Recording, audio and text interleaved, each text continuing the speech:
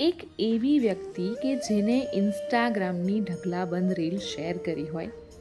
એક એવી વ્યક્તિ કે જેની સાથે વાત કરવા માટે શબ્દોની જરૂર જ ન હોય, ઈશારાથી જ બધું કહી શકાય, એક એવી વ્યક્તિ કે જેણે તમારા બ્રેકઅપ પછીના લવારા સાંભળ્યા હોય, એક એવી વ્યક્તિ કે જેણે પહેલાં પ્રેમના તમારા ગલગલિયા તમારી સાથે અનુભવ્યા હોય, એક એવી વ્યક્તિ કે જેને તમારું આખું ખાનદાન ઓળખતું હોય, એક એવી વ્યક્તિ કે જેના વગર બહાર નીકળો